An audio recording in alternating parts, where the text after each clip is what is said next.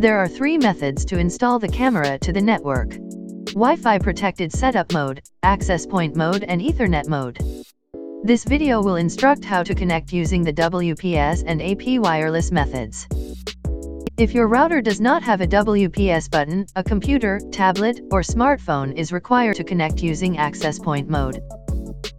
Begin by plugging the power cord into the back of the camera and the adapter into a power point socket. To connect using WPS mode, hold down the WPS button and release when the LED begins to flash blue. Now press the WPS button on your router. The LED will be solid green when the connection is complete. To connect using access point mode, hold down WPS button and release when the LED begins to flash white.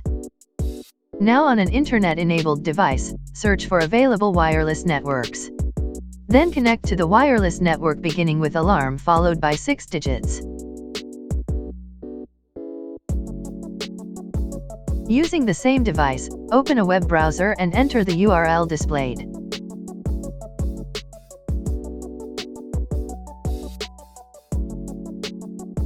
Select the language for the wireless setup instructions.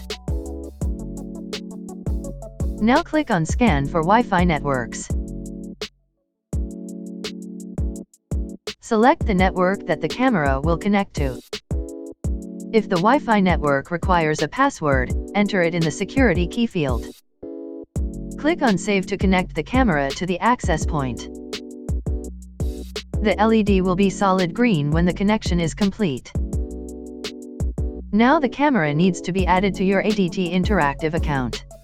Log into ADT Interactive and select Video. Then click on Settings. Click the link displayed to add the camera. This will bring you to the device setup page. To install a new device when there is already an existing device installed, select Add Video Device from the Video Settings menu. Once you are on the video device setup page, name the video device. Click the Install button to add the camera.